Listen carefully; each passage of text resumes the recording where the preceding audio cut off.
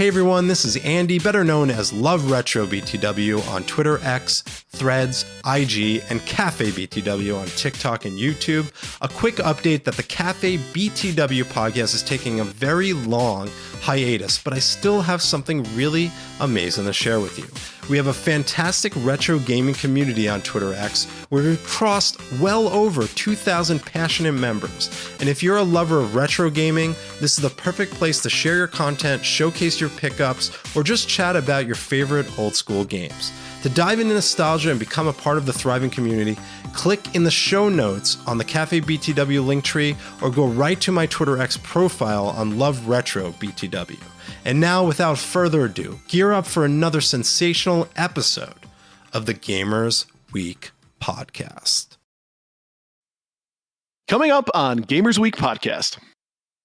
Without having to worry about who owns Texas Chainsaw Massacre, but a separate person says they own Leatherface. Right. This is a much cleaner situation, sounds like, and so I think this game has a really good chance. Maybe they have a crossover with the Muppets or something. I don't know. Miss Piggy is one of the killers, running around with a big knife, and her curls are bouncing all over the place. She's wearing Kermit's face. She's wearing Kermit's face. Oh my God! I didn't even think about that. That's disturbing. Oh God! But they never really use the names of the people on there, so it would be like, Jilted Bacon Lover or something like that. JBL.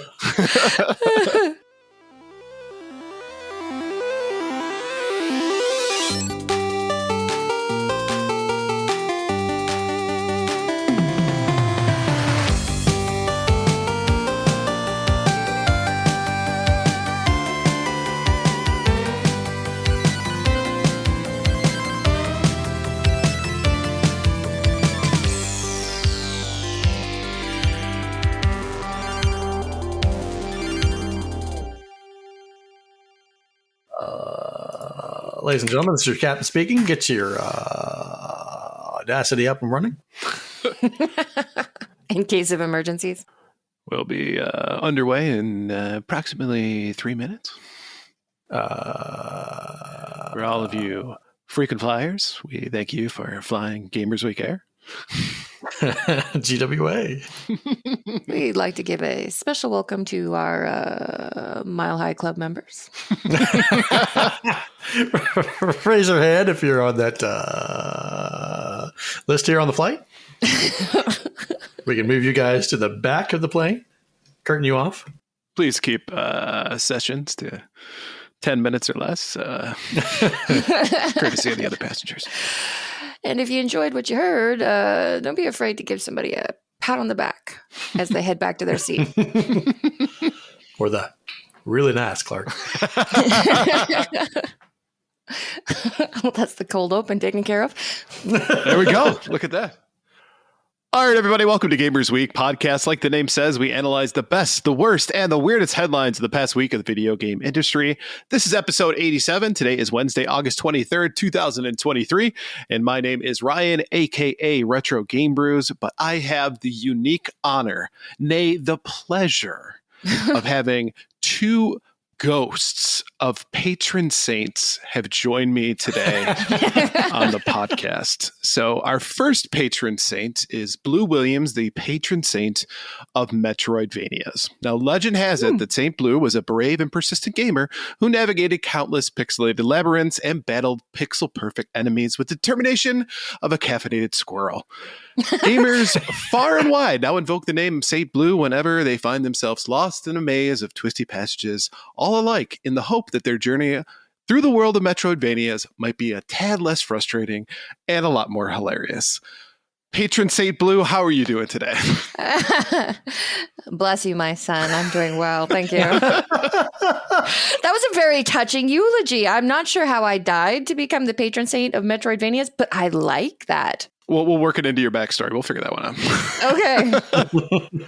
Next up is the patron saint of vegan strip clubs, Donnie G. We know how Donnie G died. Legend has it that St. Donnie has a charismatic and plant-based performer who sashayed onto the stage with a grace of a gazelle and the confidence of a kale smoothie. With a feather boa made out of organic lettuce and a dazzling smile that could rival a sunrise over an avocado orchard, Donnie teased enchanted audiences by tantalize without tantalizing taste buds. Instead of dollar bills, admirers would toss soybeans and quinoa grains onto the stage, creating a delightful symphony of plant-based percussion. Patron Saint Donnie, how are you doing today? I'm doing well, but if I were a vegan stripper, I probably wouldn't even be able to make it through one song before tiring out. I'm a little concerned with the digestive consequences of having so much quinoa given to him. I don't normally eat quinoa, so I don't know the effects it would have on my Trust body. me. So. Yeah. Oh. Yeah. Oh, yeah. Mr. Blue's not allowed to have quinoa. Nice. All right, so why don't we go ahead and jump into our reviews, reactions, and requests for the week. At Satisfaction, fun episode as always, fellas. Still can't believe none of you really like strategy games. Sad face. Oh. It's not like I actively dislike them. Maybe I just haven't found the right strategy game for me. There you go. Well said. Next up from at the Whistler, it said, I remember mailing, yes, snail mail, $15 to Gaia Online's office to get special skins in the early days as a kid. Only did it a few times. The last time my money was stolen. My parents let that be a teaching moment for me. Don't ever send cash through the mail. Right? And lastly, at Sanity Crypto, Marvin the Martian boxers should have a ball pouch in this day and age. Because the younger generation wouldn't know who Marvin the Martian is, only us older people. Therefore, yeah, you get the idea. The support is very important. Got a classic case of the OMBs.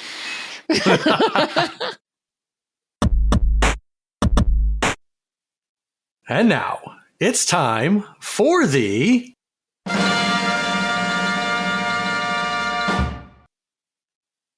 It's like what they're trying to say over there at the Gamers Week podcast, you know, with the Very intense painting? With the votes and... Very illicit pencil. You know what I'm trying to say here. Very intelligent president. Jesus Christ. Shut the F up, Donnie. VIP. Very important poll. What's he talking about? Yeah. These freaking people, man. What's wrong with This Walter, makes dude? me What sick. do you care? I did not watch my brothers fall down in the muck with their controllers in their hands in the console wars of the this 90s. has nothing to just do with to the have console wars, man. Well, I mean, maybe not in the literal sense, but you know, it's No, there's not even a connection. yeah, No, there's a your slight role. connection. What I'm Your trying to role. say is, All I'm saying is, hey, you ready to get messed up, man? I see you voted your way into this week's poll, man. Dios míos, man. Ryan Blue and me, we're gonna mess you up. yeah, well, that's like your opinion, man. Let me tell you something, pendejo. You try to pull any of that stuff in our poll this week? You try to complain that your choice wasn't put in there? You tried to add a fifth option? You tried to say that Bob Hoskins was the best voice of Mario? I take that mouse away from you, wrap it around your neck, and shove it up your butt and kick you in each butt cheek until the mouse goes click. Jesus. You said it, man. Nobody messes with the Jesus. Oh my God, I was hoping you would end it with nobody messes with the cheese. Of course, you have to. That was amazing. Well done, sir. Thank you.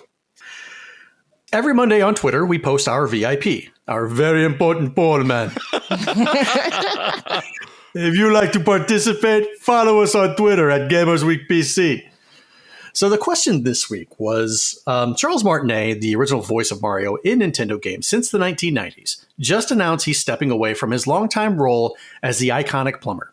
So this week we're asking, who has done your favorite portrayal of Mario? Coming in fourth, and no surprise to anyone, Chris Pratt at 7.1%. Sliding into number 3 was Lou Albano at 17.8%. Coming in second at a very close 20.3% was Bob Hoskins. And, well, as you would guess, blowing everybody out of the water at 54.8% was Charles Martinet, the OG. So let's take a look at some of the comments from the poll. At King Nintendo Fan says, I'd put Martinet at 1, Walker Boone at number 2. At SCP Word says, all the respect in the world to Martinet and his legacy, but Hoskins made Mario believable. A gritty, tough, but loving and caring plumber from Brooklyn who somehow became a hero. Hoskins made Mario make sense. Glug, glug, glug, glug, glug. At Clayman71 says, Pedro Pascal voice, it's a me, Mario.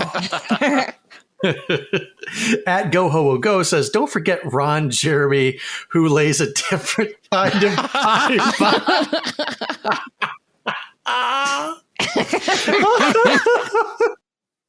And at Maw GAC says, seriously, who voted for Chris Pratt? Amen. I think that might have been more of a joke, but we shall see. So based on these options this week, Blue, who was your choice of favorite Mario? It's got to be Charles Martinet, right? He's the voice of Mario since, I believe, Mario 64. I don't know how anybody else could even come close. The shows were all short-lived, and the movie was, well, it was what it was. No additional context needed. No. But until the day that I die, when I think of Mario, I will think of Charles Martinet. Well said. Ryan, what about you? I'm going to pick the man that not only was Mario, but starred in Cyndi Lauper's Girls Just Want to Have Fun. The late, great Mr. Lou Albano. He was Mario to me as a kid. It was, hey, paisanos, and all that stuff. It was Mario, right? I mean, there was that one episode where they're breakdancing and stuff. I mean, I don't think it gets better, in my mind at least, from a nostalgic standpoint, as Lou Albano as Mario. Now, not knocking Charles Martinet. I think when you think of the voice of Mario, absolutely, 100%. But he is hands down my favorite portrayal. So, Lou, this one's for you. Now, I'm going to correct you just 1 second. You did say Mr. Lou Albano. He is captain. He has earned that title. Oh, the Good call. disrespect. The disrespect. He was a professional wrestler, and he was the captain, Lou Albano. Yes. So I will concede. You are correct, sir. What about you, Donnie?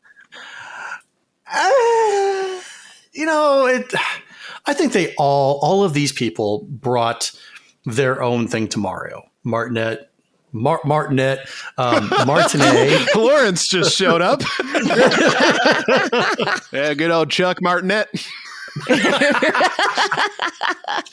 Who the heck is Chuck Martinet? Charles Martinet, like you said, he is the voice of Mario. Then you've got Bob Hoskins, who portrayed him very well for whatever that was worth in the movie back in the day. Lou Albano, I think, was the very first live action Mario that I ever got witness to, because this show was on whenever I was a kid. And even, I'm going to say, Chris Pratt didn't do a terrible job. Yeah, I'll give you that. Each one of these guys brings their own uniqueness to it, and I don't really have a favorite out of all of these guys. So this is going to be one of those answers where I'm gonna cheat a little bit and just say all of them. All of them, including Ron Jeremy. You know what? Especially Ron Jeremy.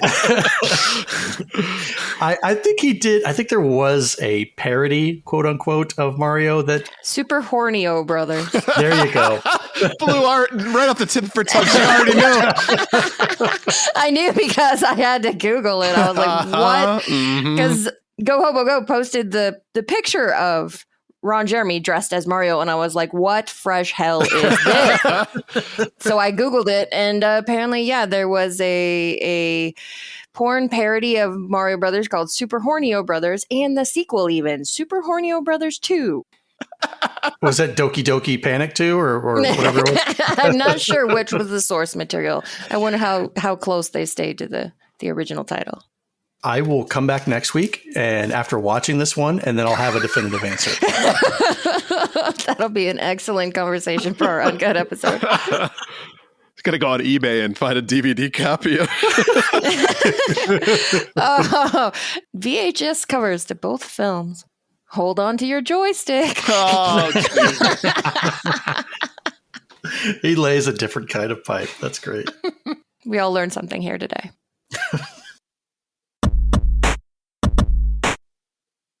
All right, so why don't we go ahead and shout out our patrons for the week? We couldn't do what we do without the help of our gorgeous patrons. Here are the generous folks supporting Gamers Week on Patreon. Ramboski, Terry Kinnear, Doogie Forever, Ludo Timbo, Ducks in Disguise, Don't Make Me Pull Over This Car, Games with Coffee, Hybrid Divide, Matto1606, You Fall Before Me, Davey PGH, The Red Ox PDX family, including Shannon and Luke, Scala Zeal, Zach Huge Thanks, Number One Blue Sick Voice Fan, Dirty Knees, Thunder Cheese, Evo Lust, Princess Kitty Mew Mew, Rai Rai's Secret Best Friend, Mega Retro Man, Gammatroid, Michael Lekite, Emo-esque, Bill Tucker, The Real Retro Game Brews, Fruitcake's Number One Stand, Ducks with Thick Thighs. I have some information that you can choose to use or not use. It's up to you. These guys will read anything that is put in that Patreon name, and when I say anything, I mean anything. Mike Cheese Harry. Wizard of Zardoz. Boston Ducknut, Retroblast Pat, Great Simon 81, B&T Zilla Guy, Geek With That, Johnny Boombots, Crunchy Kong, Sheriff Snacks, Frank Grande, Love Retro BTW, and Steven Sand.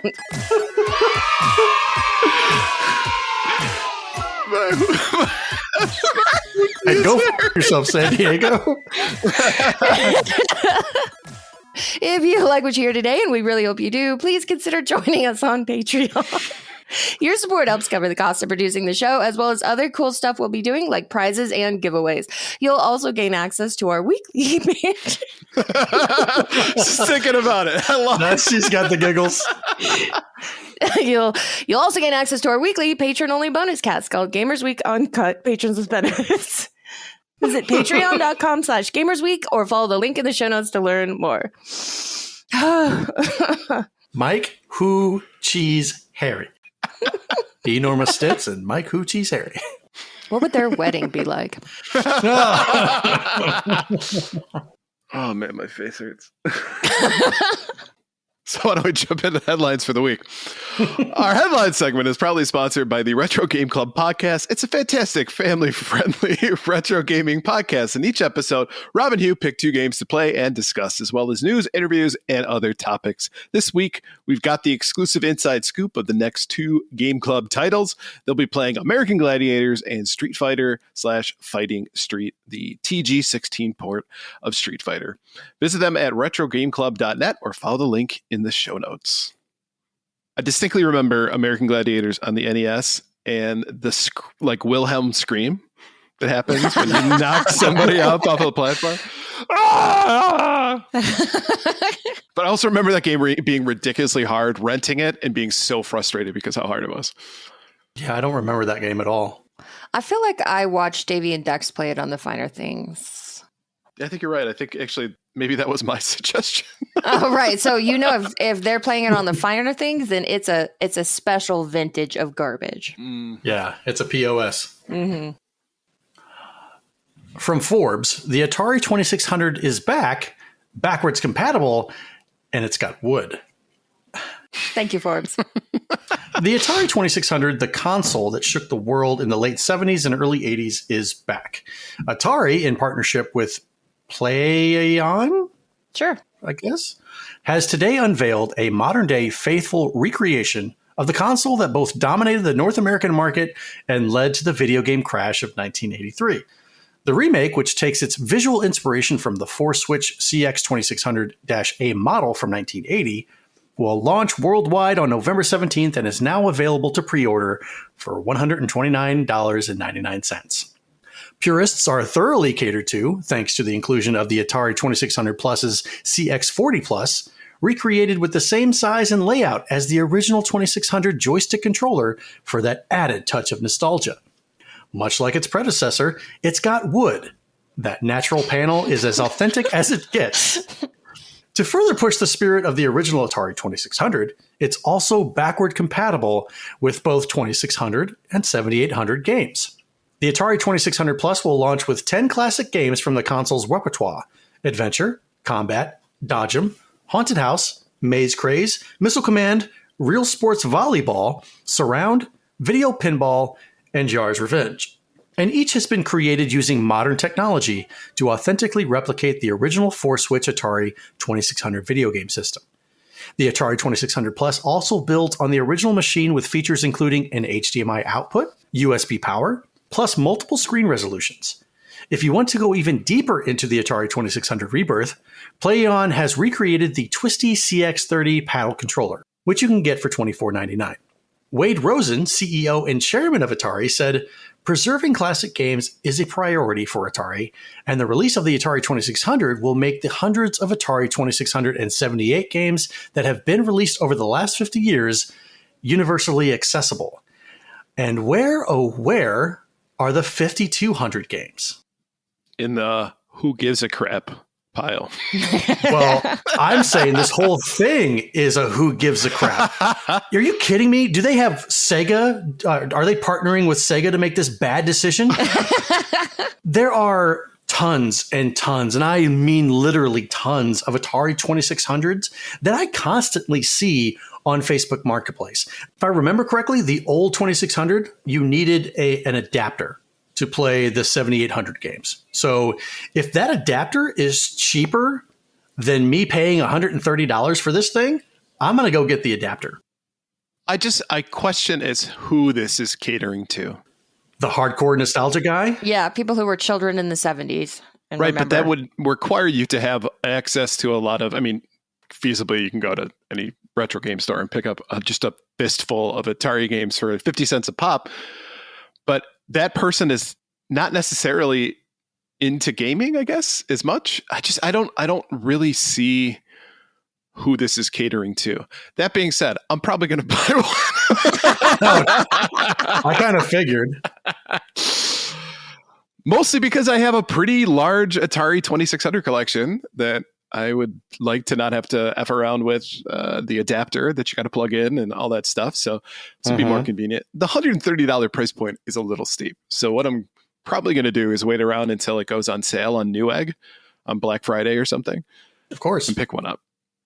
But, So you just answered your own question, though. right, but I'm like, Who is this for? I'm a rare individual. Like, It's for weirdo niche collectors who, for some reason, have actual Atari cartridges as opposed to going and buying just a collection of, here's 20 Atari games on one disc so that you can play on the PS2 or something for like $3. Instead, you insist on holding on to the original Atari cartridges, but like you said, you don't want to F around with the original hardware to play them because it's kind of a pain in the butt. So It is. that's who this is for. and there are dozens of us, literally dozens.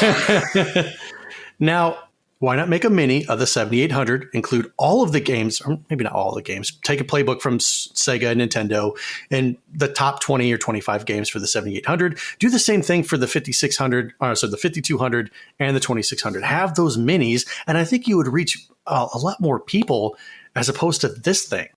But this thing, they're making new games for it. So they're Are they? expecting, yeah. Well, yeah. So they're hoping that this is going to live on and be kind of its own niche console well into the future. My biggest thing is I just don't see return on investment for them. You know, there isn't a lot of people that are going to go out and seek this out. Perhaps not, but there's always people like you who will buy both the VCS and this thing. Yeah. Like you said, there's literally dozens of them. And they see me coming every time. I'll tell you what, though, I would rather have this thing, the Atari 2600 Plus, than what we're going to talk about next. Segways. Look at us. We're super professional. Right? All right, next up from Eurogamer, Sony's handheld gaming device Project Q now has a proper name and a price. Sony's handheld gaming device, once codenamed Project Q, now has a proper name and a price tag to go with it.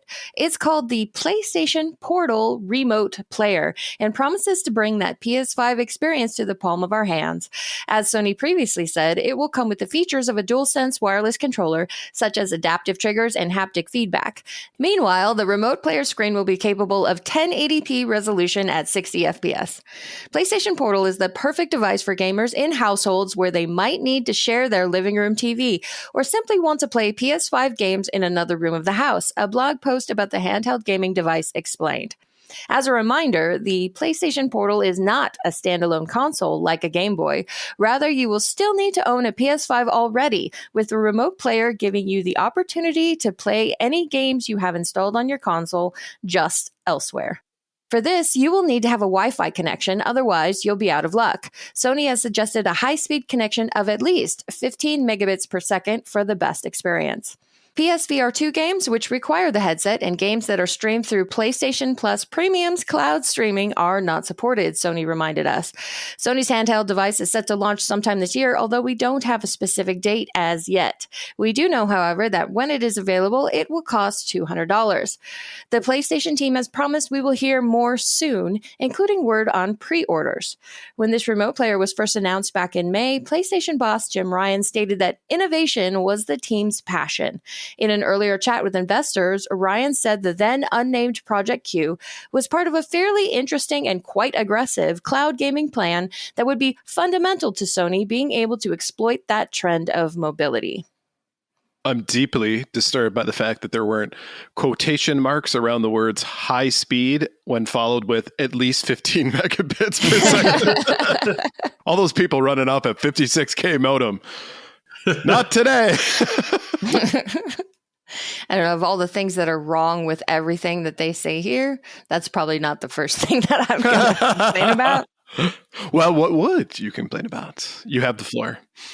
Okay, so this final sentence where Ryan said the then unnamed Project Q is part of a fairly interesting and quite aggressive cloud gaming plan that would be fundamental to Sony. But then earlier it says games that are streamed through PlayStation Plus Premium's cloud streaming are not supported. So which one is it, man? I know. Am I missing something? Or he's hoping that you wouldn't be able to put those two together, and you did. My bad. I apologize. This is the worst possible combination of features that I think PlayStation could have put together ever. You have a handheld gaming device that you have to have a PS5 for already, so that you can play games you already own on the PlayStation, but not while somebody else is using it. Only when it's not being used. And then just so you can play it somewhere else in your own house. You can't take it on the go with you, or outside, or anywhere that's going to be out of range of your Wi-Fi connection, your 15 megabits per second Wi-Fi connection. Who the hell is this for? It's for the same people that bought a 32X back in the day. I mean, the blog post addresses it. It's for people who just want to share their TV. Well, if everybody else is just watching TV, have them go watch on their tablets or whatever. And coincidentally, you can watch TV on your tablet after you leave the house. Novel concept. I know. Well, look at what Xbox has done. Xbox has their single pane of glass for their PC. So I can, sitting here at my PC, I could play my Xbox without going downstairs and playing it on that TV. Since my kids, they commandeer that TV that's down in the basement.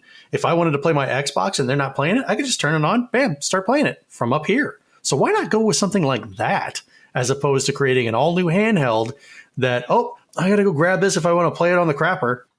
The Steam Deck and the Switch doing so well. And so PlayStation says, we need one of those, only way crappier. Is the Steam Deck doing so well? Probably not. I see quite a number of those Steam Decks on Facebook Marketplace in my area. Yeah, that's usually a sign, isn't it? Just like the Atari 2600. The research firm Omdia reported that the Steam Deck sold 1.62 million units in 2022. Their report estimates that the Steam Deck will pass 3 million units sold since its launch sometime during 2023. That sounds not good. Yeah.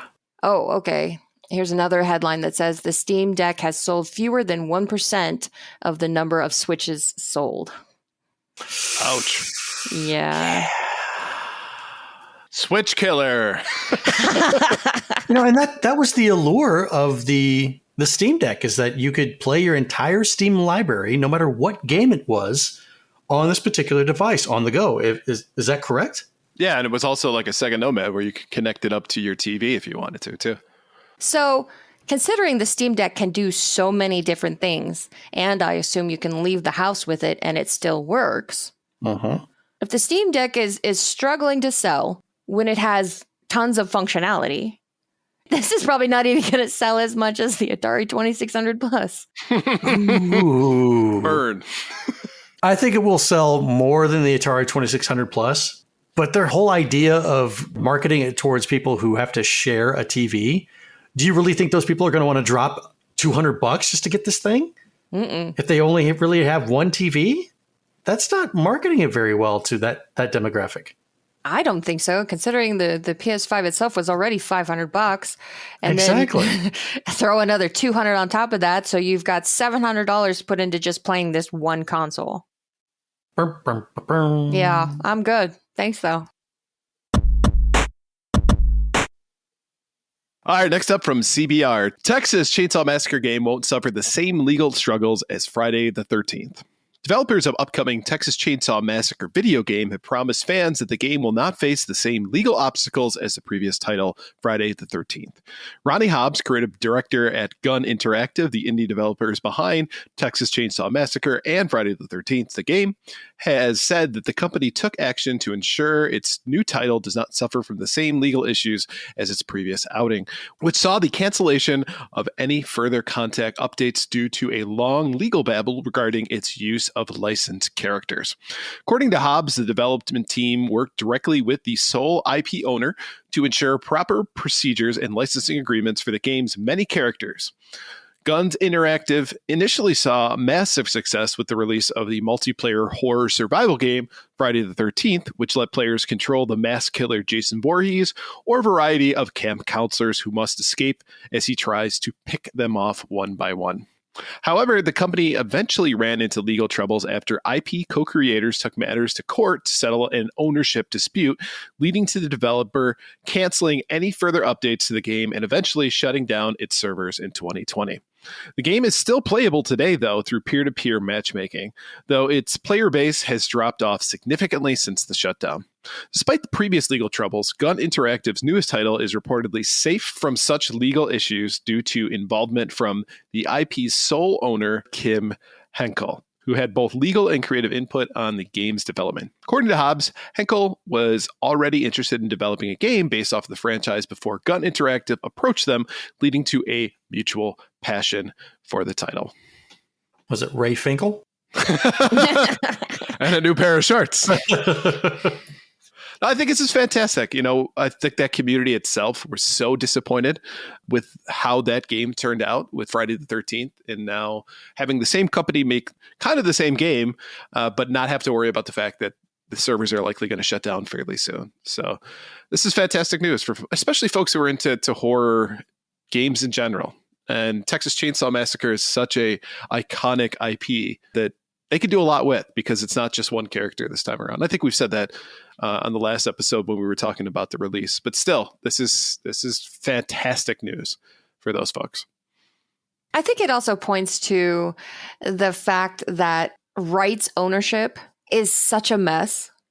Like, I think several weeks ago we were talking about a different story, but it was mentioning that GoldenEye 007 had like 6 different rights holders, and none of them knew who owned what. Right.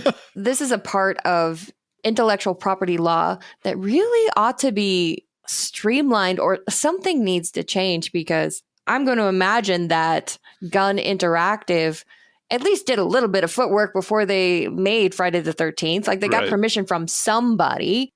That wasn't the thing with Gun Interactive and Friday the 13th. There were 2 specific rights holders for Friday the 13th. There was Sean Cunningham and then somebody else. I can't remember the name. The fight was who actually owned the rights over Jason Voorhees and his likeness. So you have 2 separate things. The whole Friday the 13th concept. Initially, in the first movie, Jason Voorhees was a mystery figure. It was just a kid that drowned. He was a tall tale. He showed up at the very end. Spoilers, man. Right? I'm sorry. I didn't mean to ruin your guys' like night. the biggest reveal in that entire movie.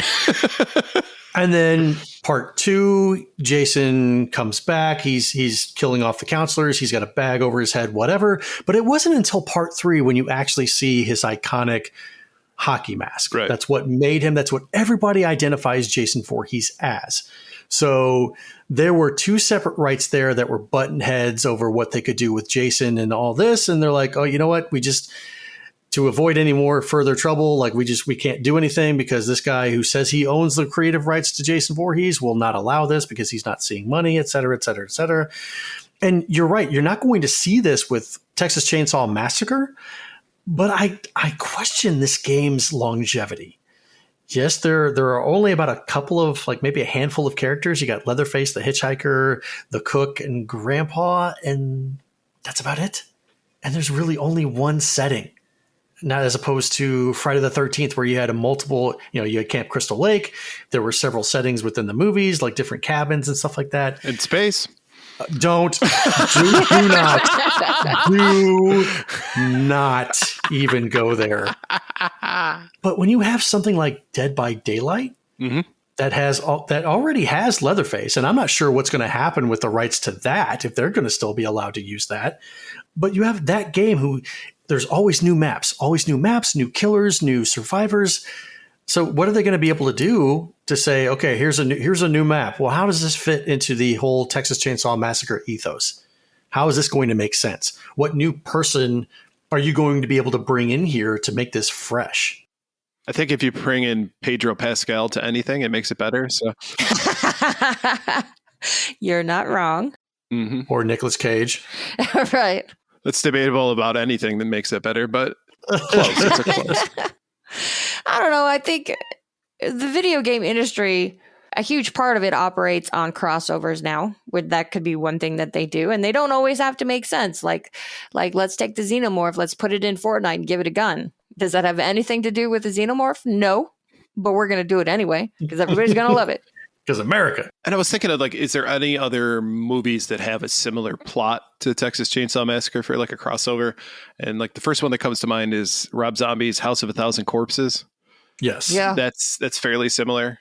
And actually, the best thing that they have going for them is that they have the IP sole owner, Kim Henkel, on board with them. So they don't have to stay anchored to the original movies. Right. They could move forward and create new narratives with this if they choose to. Okay, that's a good point. And maybe that eventually leads into other movies. I don't know. If this becomes popular enough. Without having to worry about who owns Texas Chainsaw Massacre, but a separate person says they own Leatherface. Right. This is a much cleaner situation, sounds like. And so I think this game has a really good chance. Maybe they have a crossover with the Muppets or something. I don't know. Miss Piggy is one of the killers, running around with a big knife, and her curls are bouncing all over the place. Oh, Kermit! She's wearing Kermit's face. She's wearing Kermit's face. Oh my God! I didn't even think about that. That's disturbing. Oh God! But they never really use the names of the people on there, so it would be like jilted bacon lover or something like that. JBL.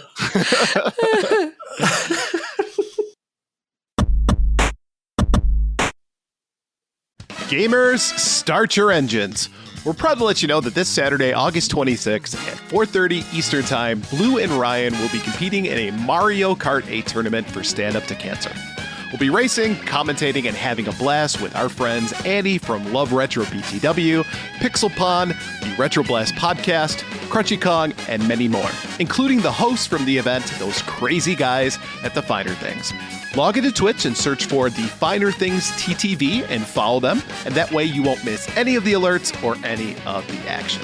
And don't worry, we'll have their links in the show notes too. Since this is a charity stream, if you're able to, consider donating to Stand Up to Cancer, a nonprofit that focuses on providing funds for cancer research.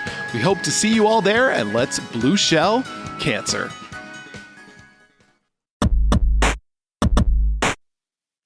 All right, so why don't we go ahead and look at our top 3 new releases for the week. Armored Core 6, Fires of Rubicon. PS5, Xbox Series X and S, PS4, Xbox One, PC.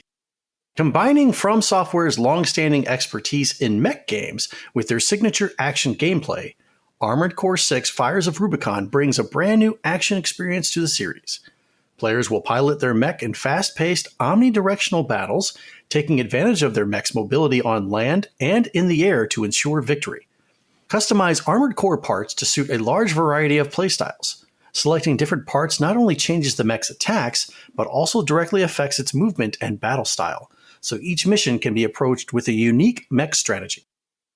Blasphemous 2. PS5, Xbox Series X and S, Switch, and PC. Awakened in a strange new land and displaced from his final resting place, the penitent one is thrust back into the endless cycle of life, death, and resurrection, with no other option than to explore this perilous new world and uncover its long-forgotten secrets. Hordes of grotesque enemies stand in your way, with titanic twisted bosses also lurking in the darkness, waiting for their chance to return you to the grave from whence you came. Taking them down won't be easy, but with Blasphemous 2 offering more chances to customize and improve your skill set, along with several new unique weapons to wield with Righteous Zeal and Unending Fury, victory might just be within your grasp. Immortals of Avium. PS5, Xbox Series X and S, PC. Join the Order of the Immortals, the champion protectors of Lucium, and become Jack, an elite Triarch Magnus. Unleash magic spells with deadly skill and decimate legions of enemies in a game that defies FPS conventions. Experience fast, fluid, first-person spell-based combat that's easy to learn and satisfying to master. In Immortals of Avium, magic is at the core of both offense and defense. Creatively leverage all three forces of magic and be rewarded for chained attacks and well-timed counters. Unlock and upgrade more than 25 spells and 80 talents. Discover, upgrade, and craft hundreds of pieces of magical gear. Then synergize your playstyle across all three forces of magic and become Avium's most powerful Triarch Magnus. So based on these wonderful and grand descriptions this week, Ryan, what's your choice? So first of all, I just wanted to point out that I think that they missed on this one with Blasphemous 2, making it the number 2 and not TOO. I thought that was a miss, first of all. Blasphemous also? Correct. But taking a look at these ones, I didn't play the first Blasphemous, but I know that it's fairly popular. So it'd be something I would more than likely be willing to check out. It's kind of up my alley anyway from a gameplay perspective. So What? What? It's a Metroidvania platformer. Is it? I thought, okay, my bad. He's coming around. I see it now. Okay. Yeah, I am the patron saint of Metroidvanias, don't forget, so. I f***ed up. It looked like a turn-based RPG. That's why I was excited. No, not even a little bit. So no, Blasphemous 2 and definitely not touching that one. Immortals looks like Doctor Strange a little bit. You know? Okay. I mean, it looks interesting, right? It's kind of FPS conventions, but with spells. I think you can have up to like 25 different spells, right? Which is cool. Just not something that's like jumping out of me as something I need to pick up. Which leaves me with Armored Core 6, Fires of Rubicon. I love mech games. I don't know what it is about mech games, but I love them. I loved Mech Warrior. I watched Gundam as a kid.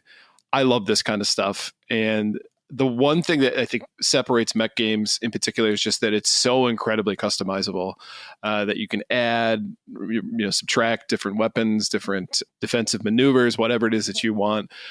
Often you're looking at being able to replay it several different times to get different outcomes or make things easier, or as you gain knowledge, know which ones to pick first in order to play through it. So right. I would love another mech game in my life. So Armored Core 6, Fires of Rubicon. Yeah, this is probably what I'm going to go for this week. Nice. Blue, which one of these lovely games are you choosing? Gee, I wonder. Yeah, I wonder. Immortals of Avium, I think visually it looks really cool. It is a first-person shooter with magic elements, so I don't enjoy those types of games, so I won't play it myself, but I would be interested in watching somebody else play it. Armored Core 6, I am not a mech person, but the gameplay itself doesn't look too bad. Other weeks, this would probably be my choice. But yes, of course, I'm going to Blasphemous 2. I loved Blasphemous 1. So yeah, this is a no-brainer for me. Nice. What about you, Donnie? So Immortals of Avium, I think we touched on it a couple of episodes ago. Ryan hit the nail on the head. It looks like a Doctor Strange type thing, but it just doesn't. I'm kind of getting away from first person shooter type games. They're just really not that much fun anymore, which leads me to the other two, Armored Core and Blasphemous 2. Armored Core, I could consider playing this game. I do like mech games, although I'm not as invested in them as Ryan is. So this one, I could pick up and probably be happy playing. But Blasphemous 2, I watched the trailer for it, the gameplay, the soundtrack. It looks stunning. I love this type of art style. And if the gameplay is very is what I'm used to as far as like Metroidvanias, then I think it's going to be a no-brainer pickup. Not necessarily on day one because the backlog is just increasing. But if this gets a sale or something, and I think right now it's like $26, $25. Come on, that's not a bad price for a game. Mm-mm. That's my pick for this week. Nice.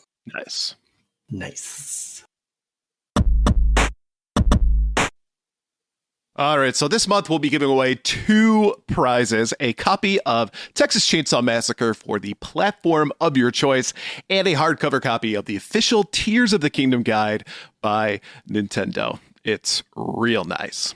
Now, we had over 220 entries for this one, so we want to give a heartfelt thank you to those who actually listened to the episode as part of your entry. Now, just a quick note about our methodology. All entries are entered into a list randomizer on random.org. If you did the 1 entry option, your name was entered 1 time. If you did the 3 entry option, your name was entered 3 times. When the giveaway closes, we hit randomize list and let random.org do the rest. So without further ado, this month's winners are Timo MMA, that's Timo with 2 O's, and Clayman71. Congratulations to you both. Feel free to reach out to us via DM at GamersWeekPC on Twitter to give us your info, and we'll get your prizes sent out. And it's first come, first serve. If you didn't win this month, don't worry. We do a giveaway every single month here on the show, so stick around and keep listening. All right, so why don't we jump into our main topic for the week? From GameSpot, Gamescom Opening Night Live 2023, all the biggest announcements. Gamescom Opening Night Live has officially kicked off, bringing with it dozens of new trailers and deep dives into upcoming games. Like last year's event, the 2023 edition of ONL was once again focused specifically on games that have already been announced and will be released within the next 12 months. But that doesn't mean there weren't still a few surprises. Here are the biggest announcements from Opening Night Live. After a lengthy period of operating under the radar, Black Myth Wukong returned at Opening Night Live with a fresh slice of high-powered gameplay. Journey to the West with a Soulsborne influence. The new trailer showed off some fast, furious action as the Monkey King's son, Wukong, took on some fearsome new foes. Developer Supermassive Games showed its first look at Little Nightmares 3, which adds cooperative gameplay mechanics for the first time of the series. There's still 2 protagonists in this Little Nightmares game, but this time you'll be able to embark on a creepy adventure on your own or with a friend. Back for the first time since 2020, Crimson Desert showed off a new trailer and its main character, Cliff, who begins investigating strange phenomena in this action RPG. The new gameplay snippet showed off several of the activities that players could take part in, a closer look at combat, and several mini-games that you can enjoy when it eventually launches. Killing Floor 3 painted Opening Night Live red with a new trailer, which teases a futuristic setting with homicidal Zeds wielding cybernetic upgrades. Not much more was shown beyond that brief teaser, but you can expect Killing Floor 3 to launch for Xbox Series X and S, PS5, and PC in the future. Fighting game fans have been eating well in 2023, and come 2024, Bandai Namco is preparing to serve up a fresh dish of fisticuffs with its next Tekken game. Tekken 8 will launch on January 26, 2024 for PC, PS5, and Xbox Series X and S, and in a new trailer, Bandai Namco showed off the game's single-player mode. A new trailer for Assassin's Creed Mirage showed off the impressive lengths that Ubisoft has gone to create an authentic adventure set in the Middle East.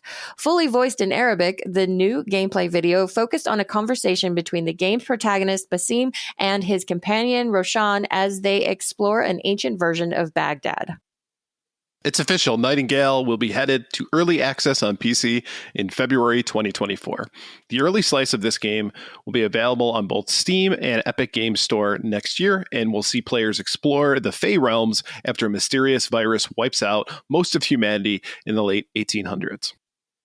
Sonic Superstars finally has a release date of October 17th, in case you were wondering if that month wasn't busy enough yet. A charming throwback to classic Sonic games, but with more modern visuals. Sonic Superstars allows you to play as the Blue Blur while your friends join in on the fun with Tails, Knuckles, and Amy Rose. Stormgate, a love letter to classic Blizzard strategy games like StarCraft and Warcraft, is due out in 2024 and features a clash between sci-fi armies. Humanity's vanguard against the demonic hordes of the infernal host. Which side will you choose? That's entirely up to you, but as seen in a brief new teaser, the infernal host looks like a devilish delight with its gung-ho approach to battle. In a new trailer for Mortal Kombat 1, NetherRealm's Ed Boon introduced a few familiar faces to the game's already loaded roster. Shao Kahn, reimagined as General Shao in this game, was in the spotlight alongside Sindel and two new cameo fighters, Mortal Kombat 3 boss Motaro and Mortal Kombat Deception protagonist Shujinko.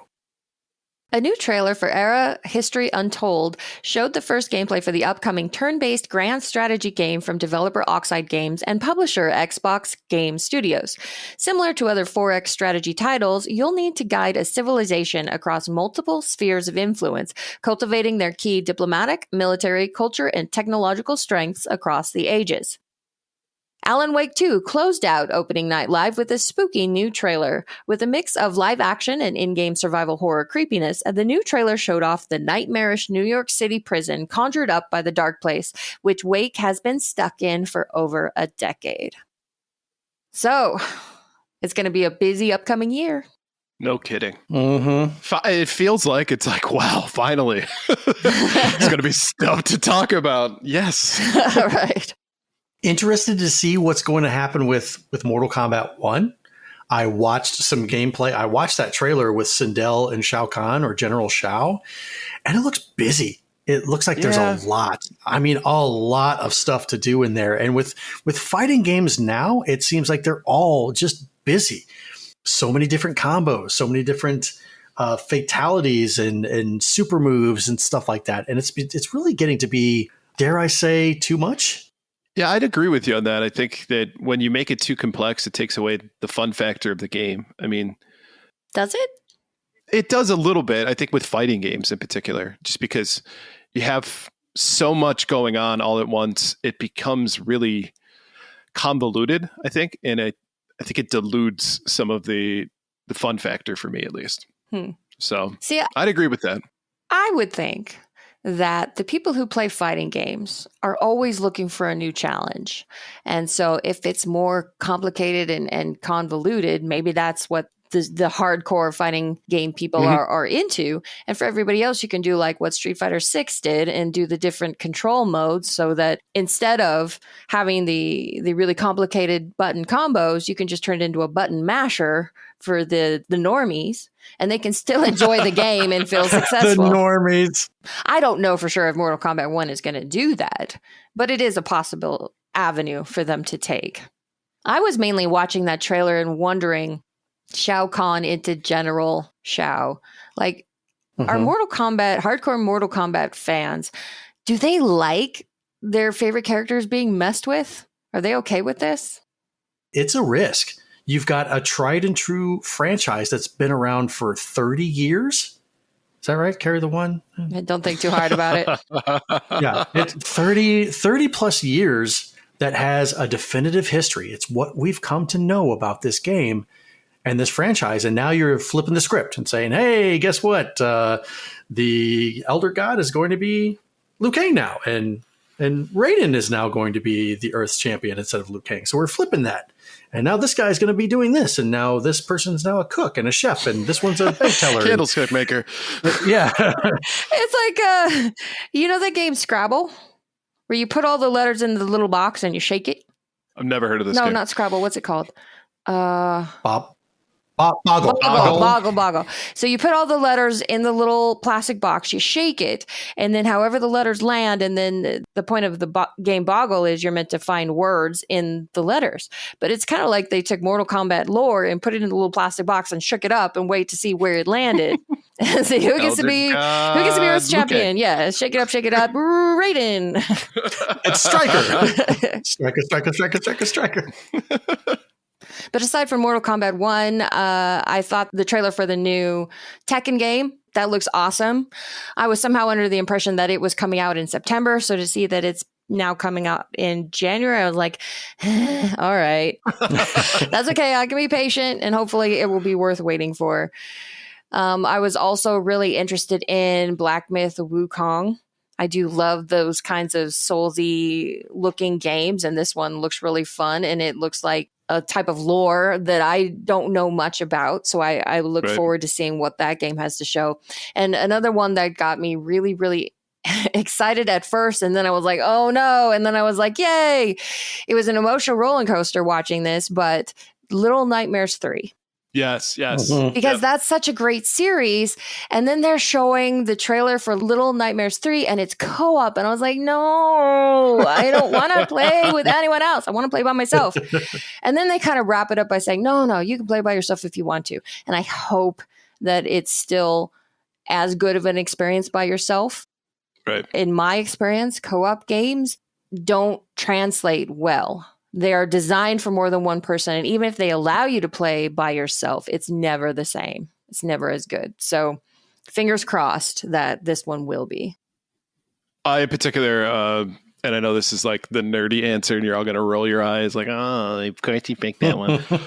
But our History Untold looked really great. Oh, God. Of course he picked that one. Exactly. Oh my God. Need more games like Civilization and Age of Empires in my life. Okay. That needs to happen. And it's kind of cool that they're still coming out with it because this is exactly the most popular genre. So the fact that they're still making games like that, it's an exciting experience. So it's a strategy game, right? At the beginning of the podcast, we don't like strategy games. Well, guess what? Ryan does. The thing is, too, it was a surprise for me because I hadn't heard about this game prior to that. And I was like, oh, okay. Look at you. Okay. Ryan's going to check you out. How you doing? How you doing? Sonic. We know how much you love platformers. Mm-hmm. I think it looks fun. Again, I'm a little concerned about the co-op aspect, whether it's just as good for a single player, but I'll wait and see. It looks fun anyway. I noticed we didn't talk about Assassin's Creed being a game that you were looking forward to. Care to elaborate? I thought the trailer looked good. I just, at this point, what more are they really going to do with Assassin's Creed? Are they going to continue to put out the same thing over and over and over again? You know, like we're entering Call of Duty territory. You could have said Mega Man territory. Is that a better? Is that hurt your feelings less? Assassin's Creed, Modern Warfare, you know? This one is supposed to, or at least it looks like it's trying to bring the series back to its roots. I don't know. I think maybe I would prefer to see it go in a completely different direction, but wait and see. I think a lot of these were kind of wait and see, to be honest with you. Yeah. One thing that I thought was kind of interesting is Alan Wake combining the live action with the gameplay.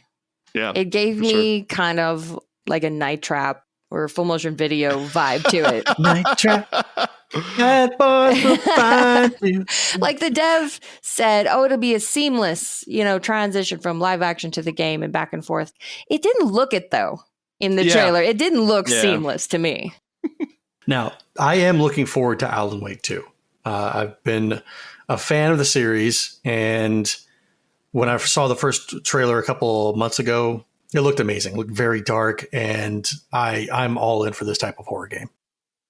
So when you get back to streaming in the hot tub, I don't have a hot tub. Yeah, because we were told there would be streams coming up. Yeah, and we were told there would be a hot tub. Yeah, I would I was told there would be streams in a hot tub. And I said, no thought in the margarita. Yes, there will be streams. More streams, and with hot tubs, more steam.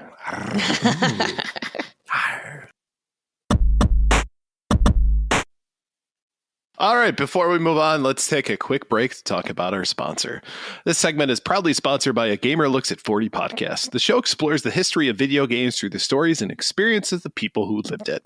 Join host Bill Tucker along with a rotating cast of friends, family, podcasters, journalists, and anybody with a story to tell as they go beyond the bits and bytes to share personal recollections of the last 30 years of gaming. This week, Bill is collecting questions for an upcoming Ask Me Anything episode of Gamer Looks at 40. So to submit your question, look for Bill's pinned tweet on Twitter at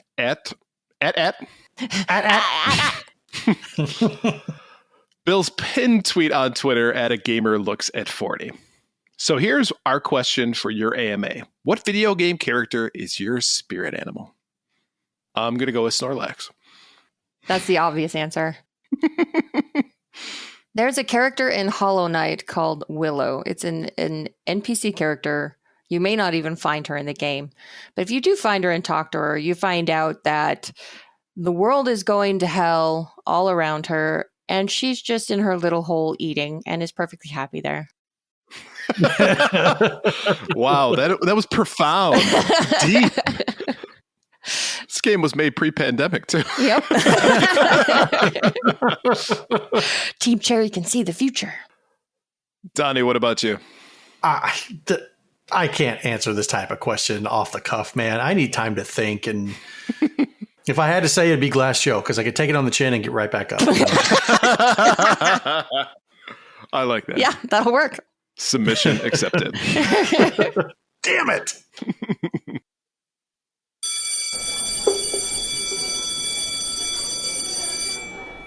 All right. Thank you for coming, students. Please take your seats. Welcome back to Professor Ryebread's Gaming History 101. And in today's lesson, we'll talk about those wonderful afternoons in the 80s and 90s when we would flock to our televisions to be amazed by the gameplay and prizes. We, of course, are discussing the early history of video game shows. Today, if you want to watch somebody compete for video game glory, you have a lot of options to choose from. Twitch, YouTube, Kick, TikTok, and much more. But back in the day, you were relegated to challenge the friends you knew when you were hanging out, or drive over to the arcade and see your local wizard for some likely punishment at the expense of your quarter. Much like sports, watching people play games is part of the culture of the video game community. Your only other solution came in the 1980s with the introduction of game shows tailored towards gamers. Side note, we'll only be talking about game shows that were made with live contestants in the studio. Sorry, 1970s call-in game shows.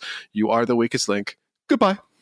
I was wondering, we're only talking about shows with live contestants as opposed to... Dead? Yeah. Dead contestants. The Weekend at Bernie shows? They should have made a video game out of that. A weird stealth game. I love it. Well, as you probably know, game shows in the 1970s and 80s were extremely popular genre of television in the US. From The Price is Right to Card Sharks to even the Newlywed Game, people wanted to watch others play games. It's only natural that video games would be a perfect fit for such a show. Not to mention they were typically much less costly to produce than sitcoms or drama shows. So who broke the barrier and began the first show? Well, that would be Starcade. Yes. Yeah. Do you guys have any memories of Starcade? I never saw it until I was an adult and the internet was a thing. And I wouldn't imagine. I mean, it came out in 82. So When did it go off the air? 84. Okay, yeah. No, I completely missed it. Yeah, 82, I only would have been like 4 years old. 84, 6 years old. I remember it very vaguely. Mm-hmm.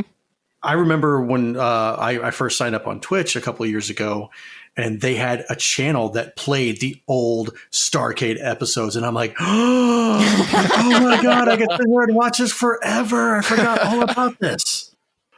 And I like Starcade because it is such a time capsule of the 1980s. as soon as you watch it, you know the show's from the 80s. It just the way everybody dresses, the way people talk. It is such a perfect time capsule.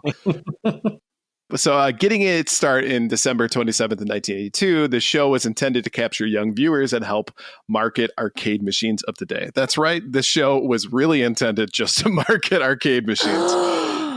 Oh, right. Shocked, I tell you. Now, the format, relatively simple. 2 players would answer trivia questions about video games, and the person who got the question right gets to choose from 5 arcade machines they brought out on the show. Both opponents would compete for a high score, and those points would be accumulated in 40 to 60 seconds and would be how they scored in the overall game. Winner of 3 rounds would then go on to play the last arcade game for a bonus prize. All they had to do was beat the average score of 20 players of the game. Prizes typically consisted of going home with your own arcade cabinet. I would have died to get an arcade cabinet in my house as a kid. Now, one of the most memorable parts of the show was the game show host, Jeff Edwards, who was in his 50s at the time and was trying really hard to be hip, often trying to relate to tween contestants about how he liked to play a certain game. It's cringe in the best way possible. But unfortunately, the show only lasted 2 years, so it was canceled in 1984. Pour one out for Starcade. Now, while there were a few shows in North America with a video game twist that came out in the mid to late 80s, which included a spin-off of Battle of the Network Stars called Battle of the Video Games, which featured the likes of Scott Baio, Heather Locklear, and Lou Ferrigno. It wasn't until, it wasn't until the early 90s did we see a resurgence of video game shows.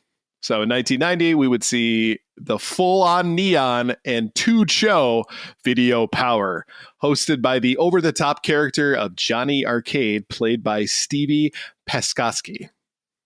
Originally, the show, interestingly enough, was not a game show at all. It aired cartoons of Johnny Arcade and characters from the Nintendo Entertainment System, as well as a section for Johnny to review new games. But eventually, they switched to a game show format. Show was a mixture of video game trivia and gameplay challenges. The player who won would go on to the prize round, which was what most viewers dreamed of doing. A player would walk through or run through a maze and collect new boxed games and attach them with Velcro to their body. Yes. Yep. Whatever the player would stick or grab, they went home with. However, in the haste of trying to traverse the maze and stick them to your person, the games got pretty beat up, and so it's pretty much unwatchable for someone like myself today. Exactly, me too. But lastly, we'll talk about Nick Arcade. Nickelodeon, at the time, was the biggest children's focused television channel in North America. Naturally, kids at the time were big into video games, so bringing that format to their network was pretty much a no-brainer. They picked Phil Moore to host the show, who would go on to be a staple at the Nickelodeon network, appearing on several game shows and even hosting the Kids' Choice Awards in 1995. Now, the show consisted of a few key elements missing from older shows. For one, it played like a board game, more or less, where players would move an avatar named Mikey to reveal either prizes, trivia questions, puzzles, or video game challenges. Teams would compete for the most points in order to advance in the final round, called the Video Zone, which consisted of a virtual reality adjacent challenge. In fact, the typical color of Nickelodeon game shows like Double Dare usually had team colors of blue or red, but Nick Arcade used red and yellow. Any ideas why? Why didn't they use the blue? Don't know. Yeah, I got nothing. Well, it was specifically because they used a blue background for their chroma key function in the Video Zone. So much like a weatherman, if you got the same color as the background behind you, all of those things would have been lost, so you wouldn't be able to see the players. So they picked yellow instead. Makes sense. Mm-hmm.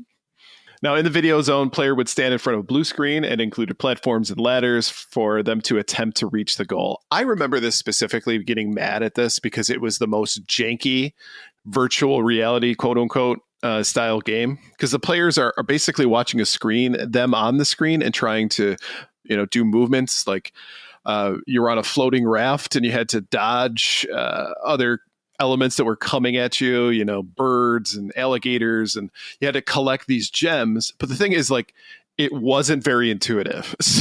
So imagine it's like playing a game with lag nowadays, but you're trying to win a prize at the same time.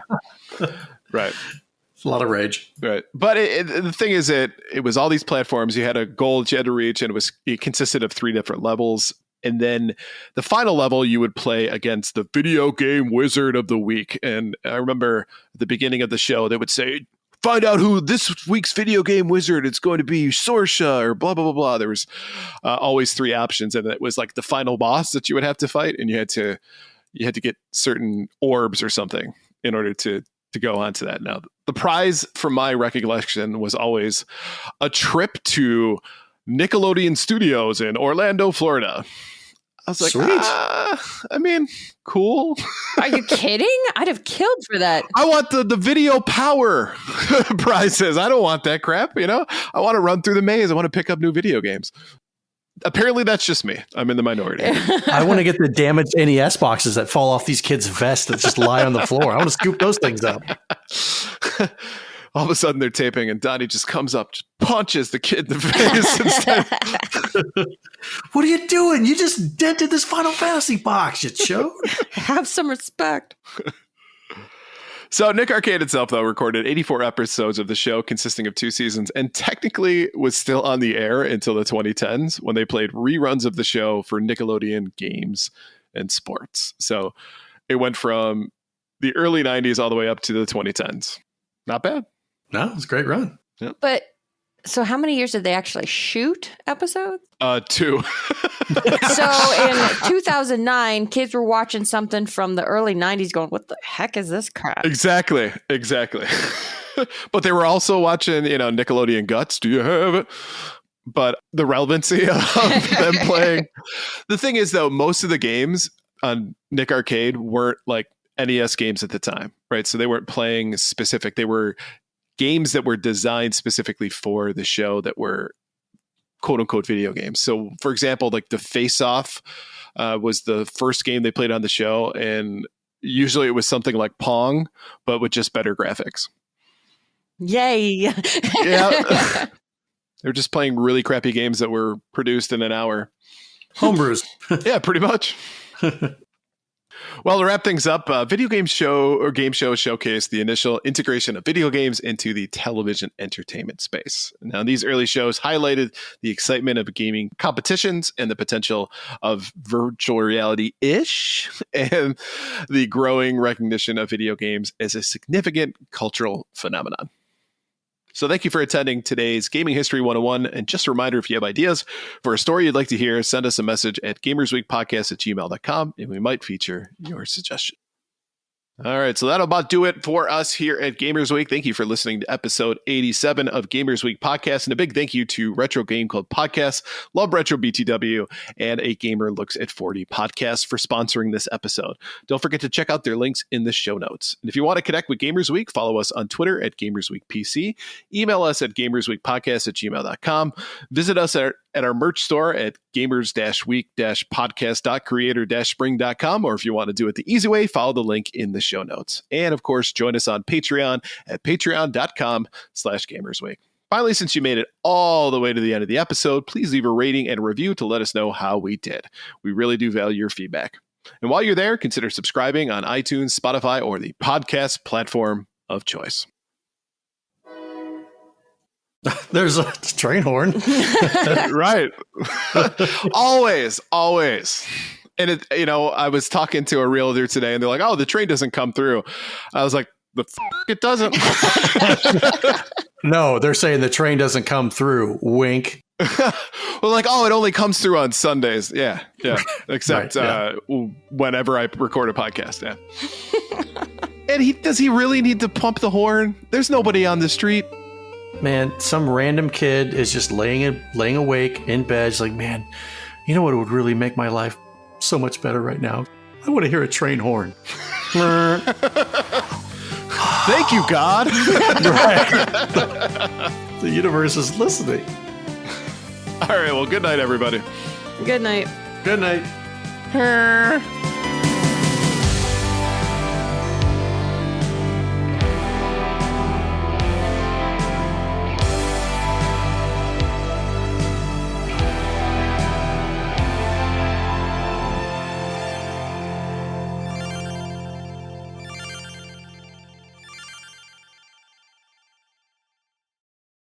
Nobody messes with the Jesus.